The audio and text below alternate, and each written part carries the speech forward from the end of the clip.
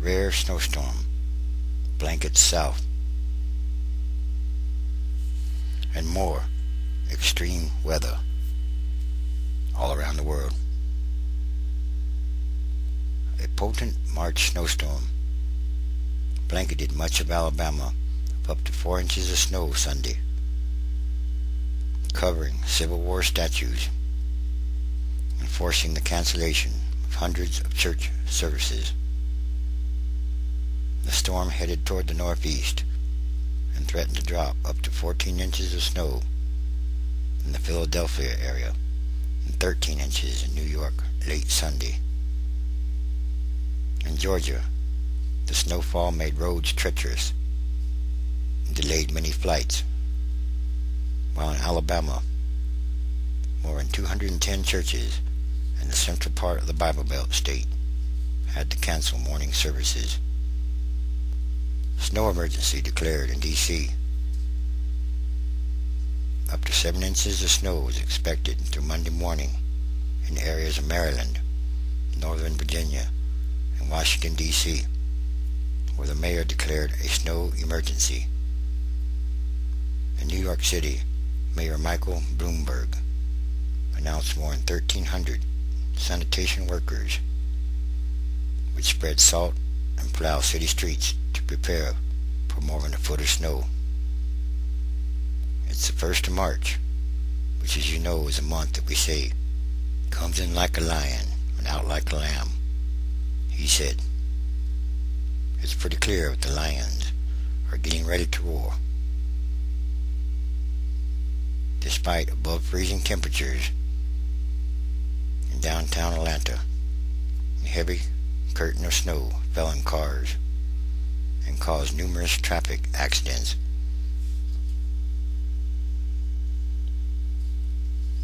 The last time it snowed in Alabama was more than a year ago, in January 2008. Flights canceled, delayed in Atlanta.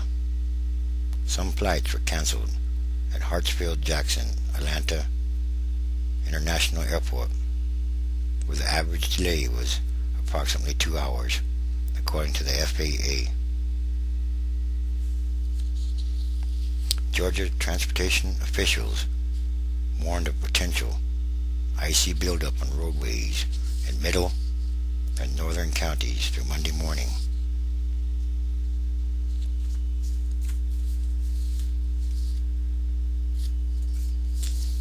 And it seems to snow every year in Alabama now.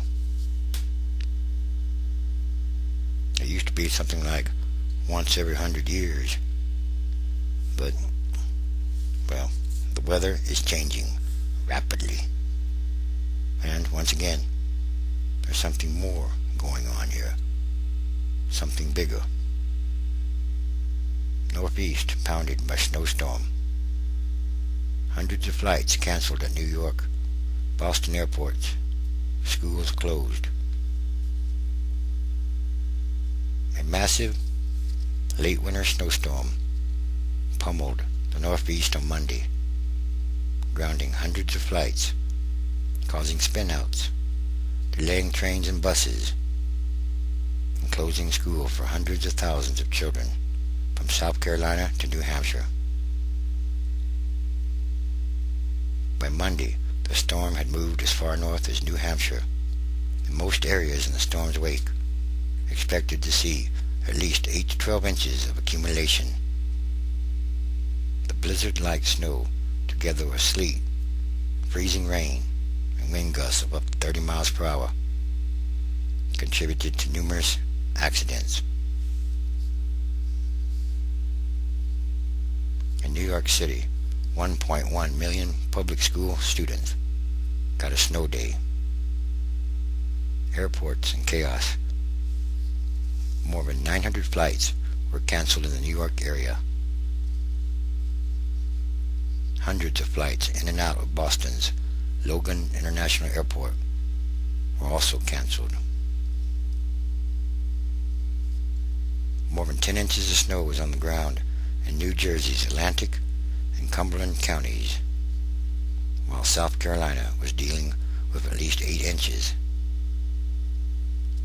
Forecasters warned that the snow may temporarily stop for a few hours before starting up again by mid-morning. Commuter trains in Boston and New York had some delays during the morning rush hour. Philadelphia declared a code blue weather emergency. In New York City, approximately 7 inches of snow was recorded at Central Park by Monday morning.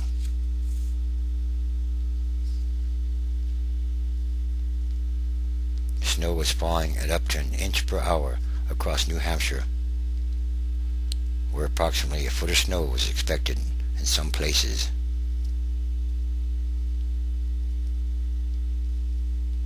Dozens of schools across North Carolina, South Carolina, New Hampshire, New Jersey, and Maine also gave children a snow day. Public schools in Philadelphia and Boston did the same. Approximately 9 to 13 inches of snow was expected in southern Connecticut on Monday, and more outages in the Carolinas.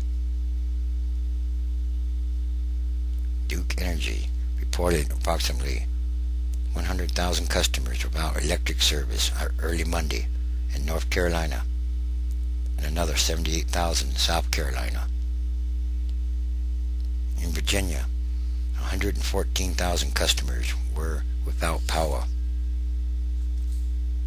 Approximately 1,000 customers were without power in central Jersey.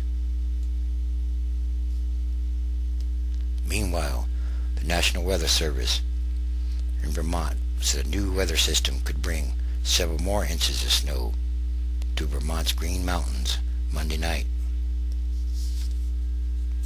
3 tornadoes make landfall in Alabama. 3 tornadoes barreled through east central Alabama, destroying one church and damaging another over the weekend. 10 homes and a school were also torn up by the twisters. The National Weather Service said the system had snapped or ripped hundreds and hundreds of trees from the ground and flipped an 18-wheeler. The semi came to rest in the highway's median. There have also been several minor injuries reported so far. Tornado warnings for parts of central Georgia and South Carolina were also issued early Sunday. More heat and winds stoke Australian wildfires. Still very dry. It is very windy. And we have had a few lightning strikes. Firefighters in southeastern Australia managed last Friday to keep 4 major blazes under control, despite hot temperatures and erratic winds. Heat, winds, and lightning strikes were forecast. Residents were warned to have fire plans in place. Schools and parks were closed, and people were advised not to travel into rural areas in an effort to prevent a disaster like the one that claimed more than 200 lives on February 7th.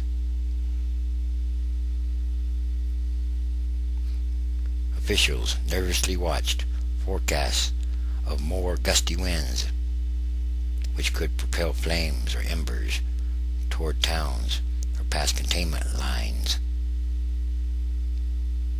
It is still very dry. It is very windy. And now comes the lightning strikes, officials said. The official death toll from the February 7th blazes remains at 210, though officials have said it could climb slightly higher. The fires destroyed 2,029 houses or homes, leaving approximately 7,500 people homeless. Severe extreme weather all around the world. Some places are getting too much rain, too much snow. Other places are not getting any rain or snow or any moisture at all. Extreme weather has come to the planet Earth. And there's something more going on here.